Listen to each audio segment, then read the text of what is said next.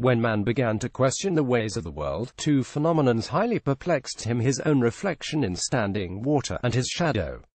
Why did he see another man like himself in still water? Of course he knew nothing of the principle of reflection, and he supposed that he saw a real double of himself. Why did the black thing on the ground dogged his steps? He supposed that his shadow was his attendant spirit. And this is how folklore and myths came into existence. The creepy folklore creatures in this list are lesser known. Take a look and see if they give you the chills. 10. Balbal, Philippines. Balbal is a Filipino monster and eater of the dead. It stealthily enters into graveyards and even funerals to steal corpses and feed on them. This monster is not just gross, it's very sneaky, for after eating the dead body it places a banana trunk into the coffin to make it seem heavy with a corpse. Apparently it has sharper nose than that of a dog that can smell a corpse from a great distance and has a very foul breath. As the legend goes, the Balbal appears like a night bird with a distinct cry which is audible every night. The Tigbaba tribe of Philippines believes that the Balbal can take human shape. That is, has a long reptilian tongue and monster nails. They can fly and sail down onto the house where someone has died, tearing up thatched roof with those nails, use the tongue to lift up or rather lick up the corpse. Balbal is also associated to other folklore creatures like Aswang, Amalinhig, and even to Basor, since they are all corpse eaters.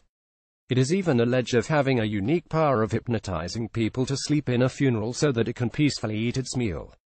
In the old days, Filipino people stayed awake all night by singing and shouting to keep the Balbal from taking the dead body of the loved ones. 9. Lich. Lich is a very rare fantasy mythological creature meaning corpse. So what makes the lich different from any other member of the undead? Well, first, technically speaking, a lich is not a ghost, but rather a physical entity. Though it's relatively a newcomer in the Ghost Encyclopedia, it's nevertheless very popular. It rose to prominence when the role-playing game Dungeons & Dragons used the lich as an undead character. Surprisingly, non-game related popularity of lichs over the internet is very limited. A lich is supposed to be the body of a dead sorcerer who, through a ritual called Ritual of Endless Night, lives on after his mortal body has perished. More specifically, the wizard can save his soul inside a physical object, which is known as a phylactery. So long as the phylactery remains intact, the lich cannot be killed. So it appears Voldemort was a lich. Lichs are often mistaken as zombies, but unlike zombies, they don't feed on humans and has fully functioning minds. Lichs are said to be either cadaverous with desiccated body or completely skeletal. They are often depicted as holding power over other obtrusive undead folklore creatures, using them as soldiers and servants. In Roman Catholicism and the Church of England, the word lichgate refers to the covered area of entrance to the cemetery where the casket awaits for the clergyman before proceeding into the cemetery for burial. The lich became a staple of gaming throughout the 70s and 80s, with Vecna, the Lich Lord of Greyhawk from Dungeons & Dragons, ranking among the most popular. Around 2000s, the lich was again brought out of obscurity by two more games, World of Warcraft and Arthas, the Lich King. 8. Kinali, Madagascar. One kind of Malagasy ghost is the Kinali, a ghoulish version of the ancestor ghosts who preys upon the living. Is the Malagasy folklore goes, ancestors who were not well tended and forgotten turn into angry ghosts. These angry ghosts are quite different to the Western counterparts. They haunt only their own graves, and they cause pestilence and misfortune on those who have wronged them. The Malagasy, in order to prevent an ancestor from becoming Kinali, performs a ritual called Famadiana. The Kinali look like real people with some inhuman characteristics like red eyes and razor-sharp fingernails that are long and dagger-like. The Kinali use these long nails to disembowel the living. There's one bizarre legend that claims a Malagasy actually meeting a Kinali. The Malagasy had asked, "How is it your eyes are so red?" The Kinali replied, "God passed by them." The Malagasy then asked, "How is it your nails are so long?" The ghost said, "That I may tear out your liver," and immediately did so. This is a unique creature which is said to be completely corporeal, therefore it's not a ghost. It hails from Scandinavian folklore creatures. This is also a creepy undead creature which rises from the grave to complete some incomplete piece of work. It can be the spirit of a suicide victim, murder victim, or the murderer himself. Its demeanor in its afterlife is necessarily vicious, for it tries to harm the people it had loved in its lifetime in order to gain a comrade and finish its tasks. The Genganga is originally a Viking legend. Unlike most ghosts, the Gyanganger does more than just fright people, it spreads plague and disease. Its special power is pinching, known as dodningnip, which means dead man's pinch. Hilarious it may sound, but the victim's skin will turn blue and infection rapidly spreads. The flesh becomes necrotic, shrivels. The infection slowly works its way to the heart, ultimately killing the victim. This is usually done while the victim is asleep, leaving them helpless against the creature. In many ways, the Gyanganger is like vampires, though it does not feed on blood. It stalks its prey and comes out at night. It can fool humans by appearing like us without any spirit-like quality. It makes hard to spot a Gyanganger in a crowd. The fear of Gyanganger was once so real that people actually took measures to prevent them from rising. The coffins were carried over the church wall instead of through the church's gate, and carried 3 times around the church itself.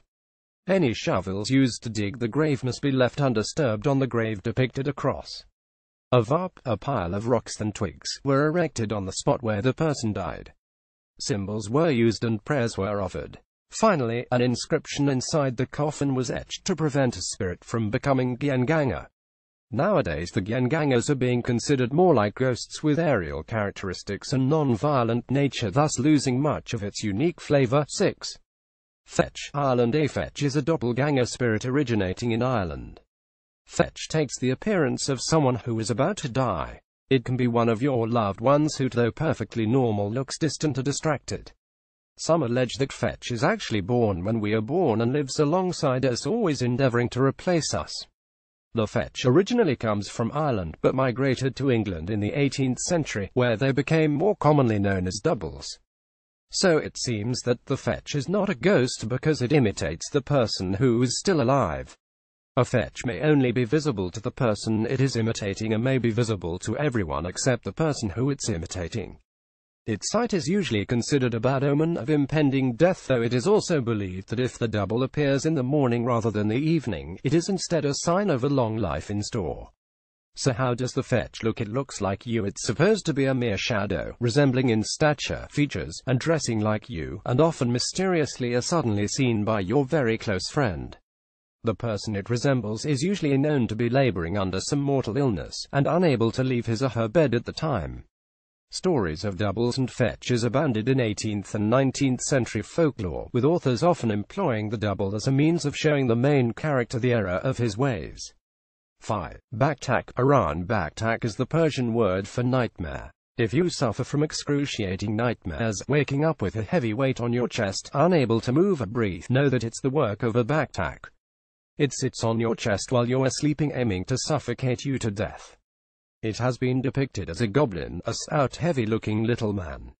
When science wasn't there to save man from the horrors of the night, nightmare victims believed that they'd heard light footfalls inside the room, smelled repugnant air, and even, on opening their eyes in half-daze, had seen a dwarf sitting cross-legged upon the chest. The baktak is similar to the old hag in English folklore and Mara of Scandinavian origin. Both of these witches apparently takes delight in causing sleep paralysis. 4. Aburakaga. Japan. Aburakaga literally means oil baby, and rightfully so, because this spirit drinks oil out of lamps. Aburakaga is a spirit from Japanese folklore creatures that haunted the province of Omi, now known as the Shiga Prefecture. He was an oil merchant who stole oil from an Andon oil lamp set on the sacred Kase Ishigaba statue located at a crossroad. After his death, the gods decided to punish him and turned him into a flame ghost. Later this fire ghost turned into an infant spirit who feed on lamp oils. Aburakaga is somewhat similar to a Burasumashi, who was an oil-stealing spirit. Aburakaga is claimed to appear as a fireball which floats into a house, takes the form of an infant and quickly licks the oil out of an Andon lamp, and flies away again. So the oil baby now wanders Japan looking for places that still use oil in the lamps rather than electricity. 3. Domovoi. Russia. Domovoi. A domovoi is household spirit found in Russian folklore creatures. Domovoi means grandfather or master. It's believed to have originated in the pre-Christian cult and that the spirit represented the former head of the family, i.e. grandfathers and great-grandfathers. It usually resides under the stove, the doorway, or in the attic. Its appearance is like that of a tiny old man whose face is covered with white fur, or as a double of the head of a house. Legend goes that once some evil spirits had fallen from the sky into the human habitat. Living near the mortals turned the spirits soft, helpful and harmless. Domovoi is also a shapeshifter and could take the shape of various animals, cats, dogs, a snake or a rat, and bless the house. There is a Domovoi in each household. These spirits are trickster and mischief maker who tickle sleeping people. When it gets displeased, it knocks on the walls, throws pans and plates and squalls. But it also protects the house and the family members. If needed, it would steal from the neighbors to satiate the family and even attacks the Domovoi of other families. When happy, it might do house chores and even feed your animal while you are away. So the next time your dishes get mysteriously cleaned, know whom to thank. But beware the wrath of these folklore creatures, for Domovoi are also known for the harmful mischief. One legend tells of a woman whose Domovoi braided her hair every night and ordered her never to undo the braid. For 30 years she never combed her hair until her wedding night, when she decided to wash it. Her family found her brutally strangled the next morning with her own braid. If you want to befriend a Domovoi for yourself, then you'll have to have a stable and peaceful household environment. You will have to leave breads under the stove and old boots in the closet as invitations, too. The La Llorona, Mexico. La Llorona stands for the weeping woman, as a Mexican ghost.